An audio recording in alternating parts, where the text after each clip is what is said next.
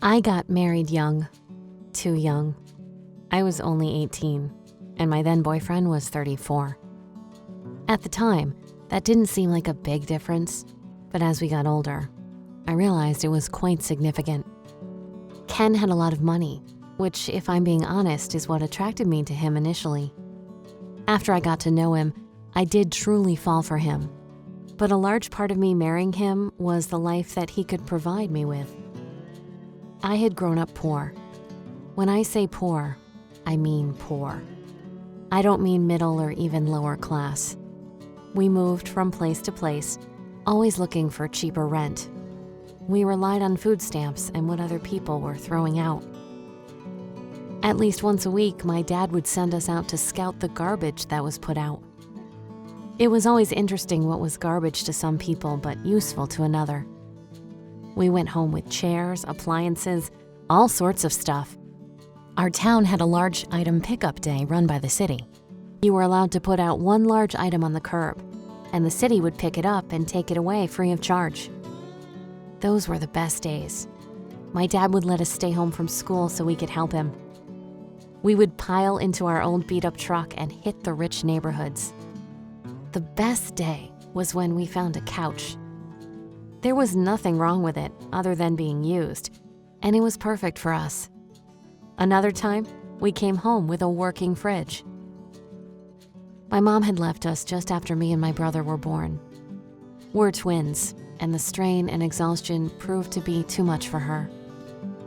My dad was left on his own with two screaming infants. He had to quit his job to care for us in those early days. Later, he would rely on neighbors to watch us while he worked, until we were old enough to be in school and look after ourselves. By that time, we had accumulated quite a lot of debt, and we were broke. Coming from nothing definitely made me appreciate things, but it also made me want more. By the time I got to high school, I was tired of struggling for every little thing. I fantasized about money, about having nice clothes and nice things. My brother was the same way. He said he dreamt about fine food and nice clothes. When we got to high school, it was pretty obvious who had the money and who didn't. We walked to school and we didn't live close.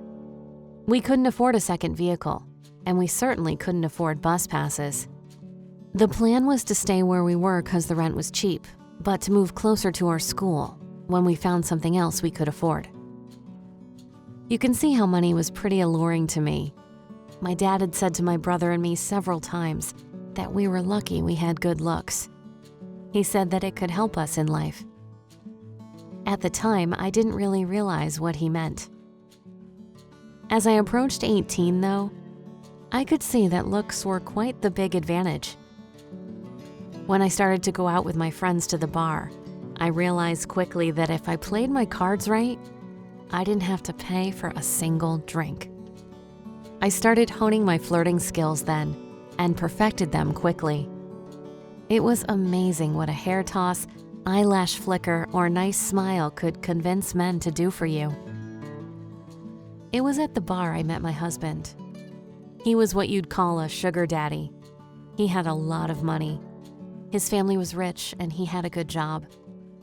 The majority of his money came from his inheritance, though.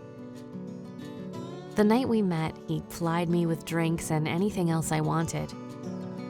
I remember my friend telling me that he seemed really into me and that I should keep him around to see what I could get from him. I felt bad, but that was the only way I knew of to get anything extra for myself. I already had a part-time retail job, but that money went to helping out with the household bills, so it didn't do much for me personally. That night at the bar, he asked if I would be interested in seeing him again. He said he would pick me up outside the school the next day. When I saw him waiting for me, he had the biggest smile from his face and instantly produced a gigantic bouquet of flowers. I could only guess how much they cost, and as much as I loved them, I wondered how I would explain them to my dad or my brother for that matter. He asked me if I was hungry, which I always was. He took me to a super fancy restaurant. It was the kind of place where they pull your chair out for you and drape a napkin on your lap. I had seen those in the movies, but had never been to one, of course. When I saw the restaurant he was parking in front of, I looked down at my ripped jeans and dirty t-shirt.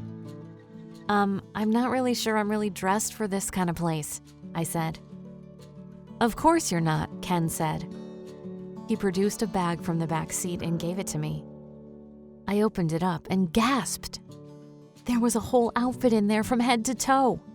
It was a beautiful dress, heels, and a necklace that took my breath away. There was even a makeup kit and a brush so I could get fully dolled up. I was a little confused about where I could change when he said, "I know the owner of the restaurant. We can go in. You can get all dolled up in the washroom. Just leave your old clothes in the bag in the stall. It will all be taken care of for you." I really wasn't sure about everything, but I was seduced. We dated like that for 6 months, and when I turned 18, he asked me to marry him. All I could think about was the kind of life I could have with no money worries. And he also said that if I said yes, he would buy my dad and brother a house. So how could I say no?